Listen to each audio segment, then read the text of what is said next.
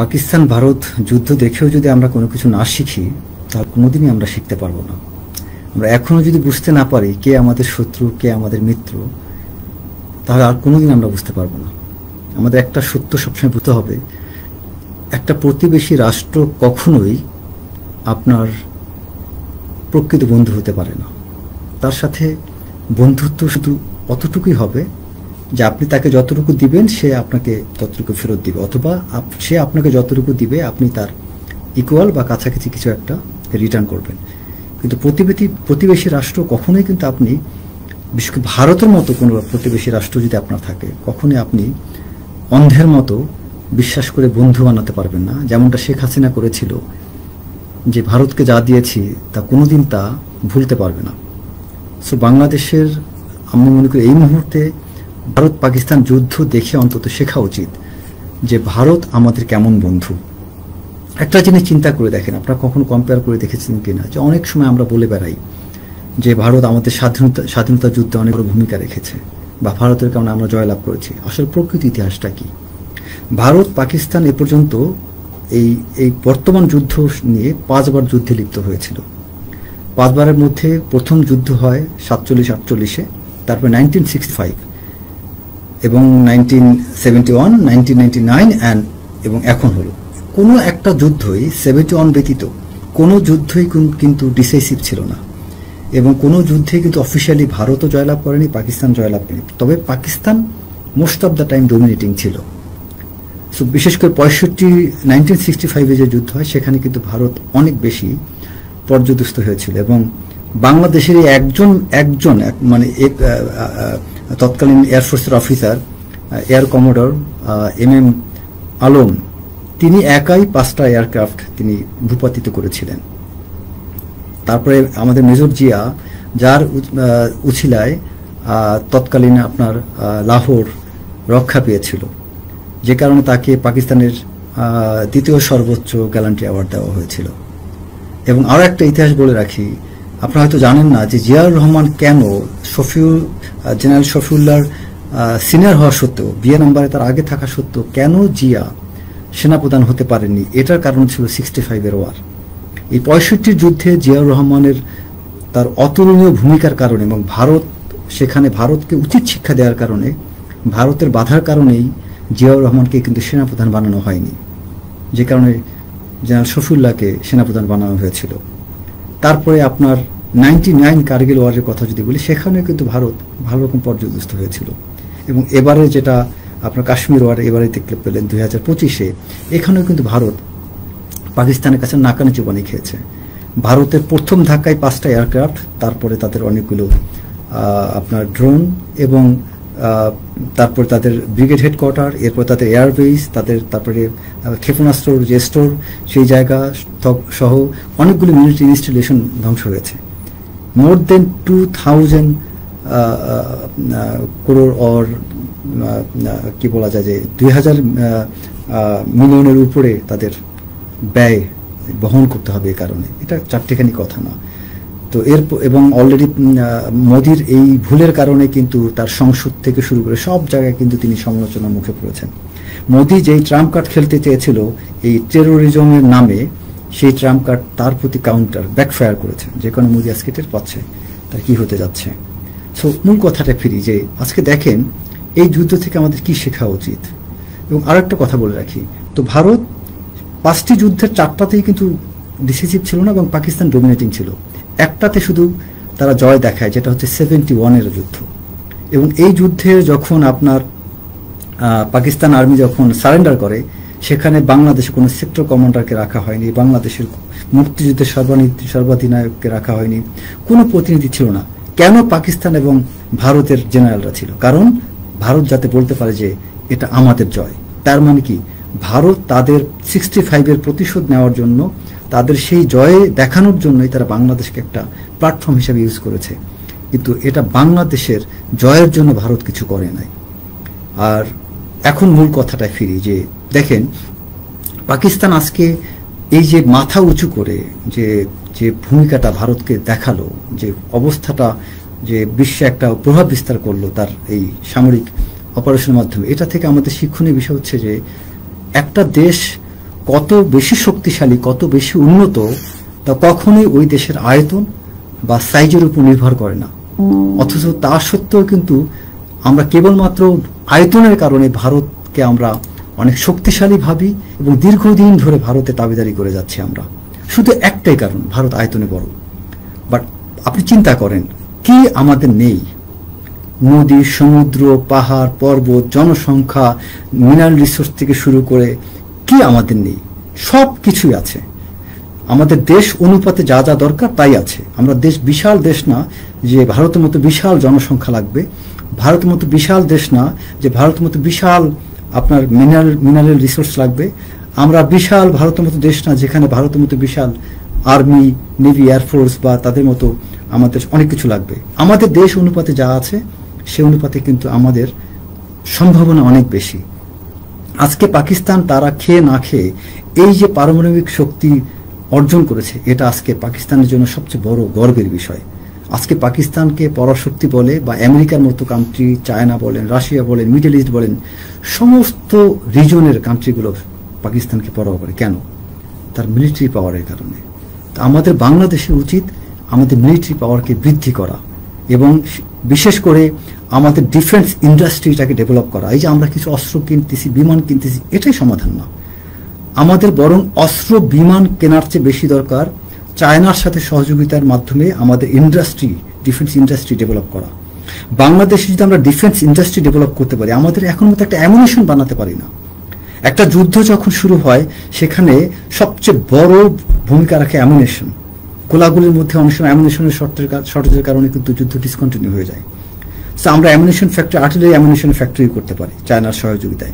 আমরা 12.7 ক্যালিবারের sniper rifle ammunition আমরা তৈরি করতে পারি। 14.5 ক্যালিবারের আমরা অ্যামুনিশন তৈরি করতে পারি। আমরা ইভেন আপনার এই যে 12.7 ক্যালিবারের যে স্নাইপার রাইফেলগুলো আছে এবং 14.5 এর, এগুলো কিন্তু আমরা বাংলাদেশ নেভি এবং এয়ারফোর্সেও কিন্তু এই অ্যামুনিশন ব্যবহার করা যায়, কারণ এই টাইপের অস্ত্রগুলো নেভি এবং এয়ারফোর্সে আছে। আমাদের সরকার এই জায়গাটায় তাদের সংকোচবোধ করা উচিত না।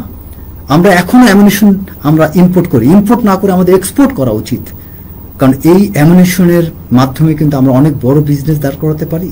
আমরা এই হসপিটাল, ব্যাংক, এই কি বলা যায় যে আজে বাজে ব্যবসায় সম্পৃক্ত না হয়ে বাংলাদেশের কিছু জেনারেলরা আজে বাজে ব্যবসা ঢুকিয়ে দিয়েছিলেন বাংলাদেশ আর্মিতে, সেগুলো বন্ধ করে দিয়ে, হ্যাঁ সেখানে রিটায়ার্ড অফিসাররা কাজ করছে, সার্ভিং অফিসাররা কাজ করে না, বেসামরিকরা কাজ করছে, ঠিক আছে, কর্মসংস্থান হচ্ছে, বাট সেগুলো থাকতে বাধা নেই।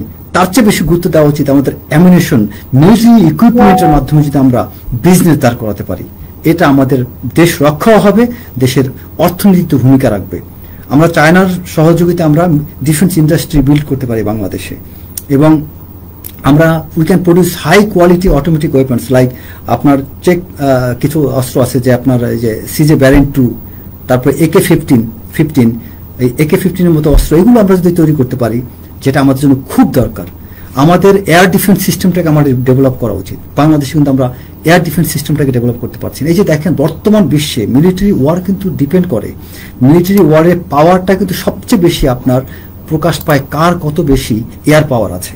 আপনি খেয়াল করেন আমেরিকার কথাটা চিন্তা করেন, কম্পেয়ার করেন, আমেরিকায় এয়ারক্রাফটের সংখ্যা হচ্ছে 13,000+, রাশিয়াতে এয়ারক্রাফটের সংখ্যা হচ্ছে 4,000+, আপনার তারপরে চায়না হচ্ছে 3,000+, ইন্ডিয়া হচ্ছে 2,000+, অ্যান্ড সাউথ কোরিয়া হচ্ছে 1,500+। এখন খেয়াল করেন যে এই 4টা কান্ট্রি কিন্তু, এই 5টা কান্ট্রি কিন্তু ওয়ার্ল্ডের টপ মিলিটারি পাওয়ার, America, Russia, China, India, south Korea. এই টপ কান্ট্রিগুলো এবং এই টপ কান্ট্রিগুলোর কিন্তু তার মধ্যে সবচেয়ে বেশি এয়ারক্রাফট হচ্ছে আমেরিকার 13,000, যে কারণে আমেরিকা নাম্বার 1। অথচ আপনার military personnel for air force, military personnel হচ্ছে ইউনাইটেড স্টেটস অফ আমেরিকার জন্য আপনার 21 লক্ষ, যেখানে রাশিয়ার হচ্ছে 35 লক্ষ ম্যান পাওয়ার। চিন্তা করেন 35 লক্ষ রাশিয়ার, আমেরিকার 21 লক্ষ, এবং ভারতের হচ্ছে 51 লক্ষ, 51 লাখ। আপনি ইমাজিন করেন যেখানে আপনার 51 লাখ আপনার ম্যান পাওয়ার হচ্ছে ভারতের, তা সত্ত্বে ভারত আপনার তার 2000 এয়ারক্রাফট নিয়ে 4 নম্বরে। আর ভারতের চেয়ে অনেক কম ম্যান পাওয়ার নিয়ে জাস্ট 13,000 এয়ারক্রাফট নিয়ে আমেরিকা 1 নম্বরে। কারণ কি? Because of the air power. So air power supremacy যার যত বেশি থাকবে সে তত বেশি ডমিনেটিং অবস্থা থাকবে। এবং আমি মনে করি আমাদের বাংলাদেশের এই জায়গাটা গুরুত্ব দেওয়া উচিত। আমরা আমাদের এয়ার ডিফেন্স সিস্টেমটা, আপনাদের পাকিস্তান দেখেন, ভারত হামলা করেছে, তারা কিন্তু এয়ার ডিফেন্স সিস্টেমে থাকার কারণে ভারত কিন্তু পাকিস্তানকে নাস্তানাবুদ করতে পারেনি। আর একটা বিষয় হচ্ছে আমাদের কিছু স্ট্র্যাটেজিক্যাল বিষয় আছে। আপনি চিন্তা করেন যে পাকিস্তানে যে চাইনিজ যে এয়ারক্রাফট আছে এবং তাদের যে আপনার রাডার সিস্টেম, কেন আপনার তাদের কি রাফায়েল পারলো না? কারণ রাফায়েলের যে তাদের যে এখানে কিছু টেকনোলজিক্যাল ব্যাপার আছে। রাফায়েলের fire power, manoeuvring capability, operating power, তারপরে তার স্পিড, সব কিছু সুপার, ওয়ার্ল্ডে ওয়ান অফ দ্য বেস্ট ছিল। কিন্তু রাশিয়ান চাইনিজ যে অস্ত্রগুলো, বিশেষ করে এয়ারক্রাফট এবং বিশেষ করে PF-15 যে মিসাইল, এই মিসাইলের কিছু বিশেষত্ব ছিল, যে কারণে ভারতের এটা আমি আসলে লম্বা সময় দরকার, এটা আমি যাব না, সংক্ষেপে বলছি, যে কারণে ভারতের সেই রাফায়েলকে ভূপাতিত করতে পেরেছে। এরকম কিছু বিষয় আছে আমাদের খেয়াল করতে হবে যে পার্শ্ববর্তী দেশে কি আছে, সেটাকে ফেস করার জন্য আমার কেমন এয়ার ডিফেন্স দরকার, এবং সে আমাকে ডিটেক্ট করার পূর্বে তাকে ডিটেক্ট করার মতো আমার ক্যাপাসিটি থাকতে হবে। যেই কারণে পাকিস্তান কিন্তু ভারতকে এই জায়গায় পরাস্ত করতে পেরেছে। সো আমাদের আরো কতগুলো বিষয় আছে যে খেয়াল রাখতে হবে, যে আমরা করি কি ইউরোপিয়ান টেকনোলজির উপর আমরা বেশি নির্ভরশীল। আমরা করি কি ইউএসএ এর টেকনোলজি বা ইউরোপিয়ান কান্ট্রিগুলোর টেকনোলজির উপর নির্ভর করি। খেয়াল রাখতে হবে, USA will never give us that technology, nor they will sell their equipment. তারা কি করবে? তারা আমাদের যত অস্ত্রগুলো দিবে, এয়ারক্রাফট দিবে, এগুলোর মধ্যে অনেক সীমাবদ্ধতা দিয়ে দিবে, লিমিটেশন দিয়ে দিবে। যখন প্রকৃত ওয়ার ফেস করবেন তখন দেখবেন ওই সীমাবদ্ধতার কারণে অনেক কিছু আপনি ব্যবহার করতে পারছেন না। বাট চাইনিজ টেকনোলজি কিন্তু রেস্ট্রিকশন কম থাকে। Any western technologies comes with lot of restrictions and barriers, যেটা সাধারণ, এবং যেই ব্যারিয়ার্সের কারণেই যেটাই ঘটছে ইন্ডিয়ার সাথে এক্স্যাক্টলি আপনার মানে সেম থিং হ্যাপেন, যে তারা ওয়েস্টার্ন টেকনোলজি তারা পারচেজ করছে, অ্যান্ড যে কারণে তাদেরকে অনেক রেস্ট্রিকশন ফেস করতে হচ্ছে, ব্যারিয়ার্স ফেস করতে হচ্ছে, যে কারণে ইন্ডিয়া টাইম মতো অ্যাকশনে যেতে পারেনি। বাট চাইনিজ টেকনোলজির ক্ষেত্রে কিন্তু এই প্রবলেমটা নেই। তাদের সবকিছু ভালো মন্দ আছে। তো আমাদের এইগুলো বিষয়গুলো বুঝতে হবে। বাংলাদেশে আমরা যদি বিশেষ করে চায়নাকে আমরা আজে বাজে ব্যবসায় ইনগেজ না করে আমাদের মিলিটারি কিছু সাপোর্ট আমরা নিতে পারি, আমেরিকার থেকে আমাদের নিতে হবে। কারণ আপনার মিলিটারি রিলেশন রাখার জন্য আমেরিকাকে আমাদের দরকার আছে। তো আমরা যদি এই বিষয়গুলোর দিকে ফোকাস না করি, সত্যি কথা আমরা সারা জীবন তাবেদারি করতে হবে। আমাদের মিলিটারি পাওয়ার বাড়াতেই হবে। আপনার খেয়াল রাখতে হবে যে পাকিস্তানের কথা একবার চিন্তা করুন, যে আমাদের তুলনায় পাকিস্তান জনসংখ্যা খুব বেশি না, তাদের মিনারেল রিসোর্স আমাদের তুলনায় খুব বেশি না, অনেক কিছুই তাদের সাথে আমাদের সমান সমান। পার্থক্য শুধু সামরিক শক্তির কারণে। আরো একটা পার্থক্য আছে, পাকিস্তান তারা তাদের জাতীয় বীরদেরকে সম্মান করে, আমরা আমাদের জাতীয় বীরদেরকে সম্মান করতে পারি না। আমরা একজন স্বাধীনতার ঘোষককে সামান্য মেজর বলে আমরা সংসদে তাকে হেয় করি। একজন স্বাধীনতার ঘোষককে, জেনারেল জিয়া মতো মানুষকে আমরা রাজনৈতিক কিছু স্বার্থের কারণে আমরা প্রকাশ্যে তাকে তার মুক্তিযুদ্ধের অবদানটাকে অস্বীকার করতে পারি। আমরা এইসব জাতীয় বীরদেরকে অস্বীকার করা উচিত না। স্বাধীনতার পূর্ব পর্যন্ত শেখ মুজিবকে, 71-এর পূর্ব পর্যন্ত শেখ মুজিবকে আমার ক্রেডিট দিতে হবে, এটা অস্বীকার করা যাবে না। আবার একই সাথে 71 থেকে 75 পর্যন্ত শেখ মুজিব যা করছে তাও আমাকে বলতে হবে। এটাই হচ্ছে আমাদের সততা। আমি যদি 71 থেকে 75 পর্যন্ত শেখ মুজিবকে ব্যাখ্যা না করি, তাহলে আমার এটা জাতির সাথে বেইমানি হবে। আবার একই সাথে আমি যদি 71 পর্যন্ত শেখ মুজিবের ভূমিকাকে আমি যদি অস্বীকার করি, সেটাও জাতির সাথে বেইমানি হবে। সো আমাদের জাতীয় বীরদেরকে তার প্রকৃত ভূমিকাগুলো আমাদের বর্ণনা করতে হবে। আমাদের জায়ান ওসমানীর নামটা আমাদের নিতে হবে, আমাদের শের বাংলাকে ফজলুল হকের নাম নিতে হবে, আমাদের আমাদের শহীদ সরারদির নাম নিতে হবে আমাদের। তারপরে আমাদের আরো জাতীয় বীর যারা আছেন প্রত্যেকের নাম আমাদের নিতে হবে। আমরা এদেরকে ভুলে যেয়ে আমরা যদি এই রাজনৈতিক নোংরা চর্চায় লিপ্ত হই, তাহলে সত্যি কথা আমাদের দেশকে আমরা শক্তিশালী করতে পারবো না। এবং আমি মনে করি আমাদের এখনো সময় আছে, আমরা আমাদের মিলিটারি পাওয়ারটাকে আমাদের ইনক্রিজ করা উচিত এবং বাংলাদেশের বিশেষ করে এই মুহূর্তে যদি আমরা এটা না পারি আমরা কোনোদিন পারবো না, কোনো দিনই আমাদের এটা আর সম্ভব হবে না। দিস দ্য লাস্ট টাইম আমরা পার করছি যে এই কাশ্মীরে যে ঘটনা, বর্তমানে 25-এ যে ভারত পাকিস্তান যুদ্ধ হলো, এটার মাধ্যমে একটা পরিষ্কার বার্তা আমাদের মধ্যে অ্যাকসেপ্ট করতে হবে। তা হচ্ছে যে আজকে পাকিস্তান ভারতকে যে জবাব দিতে পেরেছে, এটা যদি না পারত, চিন্তা করেন পাকিস্তানের অবস্থাটা কোথায় যেত। আজকে যদি পাকিস্তানের পারমাণবিক বোমা না থাকতো, আজকে ভারত পাকিস্তানকে গাজায় রূপান্তরিত করতো। আজকে গাজার চেয়েও খারাপ অবস্থা পাকিস্তান হতো যদি তাদের পারমাণবিক বোমা না থাকতো। আমাদেরও সেরকম বিকল্প ব্যবস্থা নিতে হবে। আমরা এখন পেছন দিকে আমরা তাকালে হবে না। আমাদের খেয়ে না খেয়ে আমরা দরকার হয় আমাদের প্রতি বছর ডিফেন্স বাজেট বাড়াতে হবে না, কোনো একটি বছর আমরা বিশেষভাবে আমরা সব কিছুকে স্যাক্রিফাইস করে আমরা ডিফেন্স বাজেটটাকে বৃদ্ধি করে দিয়ে আমাদের মিলিটারি ইকুইপমেন্ট, মিলিটারি এস্টাবলিশমেন্ট আমাদের এটা বাড়াইতে হবে। আমাদের এটা এবং পরিষ্কারভাবে আমাদের ফরেন পলিসি অনেক কিছু আমাদের চেঞ্জ করতে হবে, আমাদের পররাষ্ট্রনীতি চেঞ্জ করতে হবে, আমাদের প্রতিবেশী দেশের সাথে, রাষ্ট্রের সাথে কেমন সম্পর্ক থাকবে তাও আমাদের নির্ধারণ করতে হবে। আমাদের সামরিক অফিসারদের ভারতের ট্রেনিংয়ে যাওয়া বন্ধ করতে হবে, কারণ এখানে যারাই যাচ্ছে তাদের প্রত্যেকের ইতিহাস আমরা ঘাটলে কম বেশি আমরা জানতে পারি। জেনারেল এরশাদ জিয়াউর রহমান হত্যার ঠিক পূর্বেই ভারত থেকে বাংলাদেশে এসেছিলেন, ভারতে তিনি একটা নির্দিষ্ট দায়িত্বে ছিলেন। সো সেই এরশাদ সম্পর্কে আমরা দেখেছি তিনি কি করেছেন। এবং যারাই ভারতের প্রশিক্ষণে যায় তারা প্রত্যেকেই কেউ না কেউ কোনো হানি ট্র্যাপ, মানি ট্র্যাপ, কোনো না কোনো ট্র্যাপে পড়ে যাচ্ছেন। সো এই ট্র্যাপ থেকে মুক্ত রাখার জন্য আমরা ভারতের সাথে সুসম্পর্ক রাখবো, বাট প্রতিবেশী রাষ্ট্রের সাথে কখনো মিলিটারি রিলেশনশিপ হতে পারে না। আপনি যদি সিকিউরিটি ডিলেমা শব্দটা আপনার গুগলে সার্চ দিয়ে পড়বেন, what is security dilemma, international রিলেশনসে যারা পড়াশোনা করছেন তারা পড়ে থাকতে পারেন। ব্যালেন্স অফ পাওয়ার কি, সিকিউরিটি ডিলেমা কি, এগুলো পড়লে আপনারা জানবেন। পার্শ্ববর্তী দেশ কখনোই তার সাথে আপনার মিলিটারি রিলেশন হতে পারে না। দুর্ভাগ্যের বিষয় আমাদের বাংলাদেশ, আমরা আমাদের পার্শ্ববর্তী দেশের সাথেই সামরিক চুক্তি করেছি, সবচেয়ে বড় দুর্ভাগ্য। এবং আমি মনে করি আমরা পরাধীন হয়েছি সেদিন যেদিন ভারতের সাথে সামরিক চুক্তি করেছি। শেখ হাসিনাকে কোনো দিন ক্ষমা করা উচিত না এই সামরিক চুক্তির কারণে।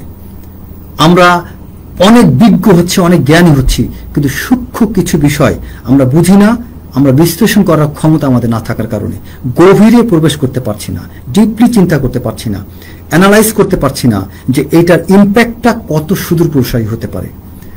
সকল প্রকার সামরিক প্রশিক্ষণ, সকল প্রকার সামরিক চুক্তি ভারতের সাথে আমাদের বন্ধ করে আমাদের আমেরিকার সাথে, ইউরোপিয়ান কান্ট্রিগুলোর সাথে আমাদের সামরিক চুক্তি তৈরি করতে হবে। আমরা চায়নার সাথে আমরা সামরিক চুক্তি করতে পারি, আমেরিকার সাথে করতে পারি, রাশিয়ার সাথে করতে পারি, মিডল ইস্টের তুরস্কের সাথে করতে পারি, ইভেন ফ্রান্স, ইউকে, সব কান্ট্রির সাথে করতে পারি, বাট নট উইথ ইন্ডিয়া। সবাই ভালো থাকবেন। আসসালামু আলাইকুম।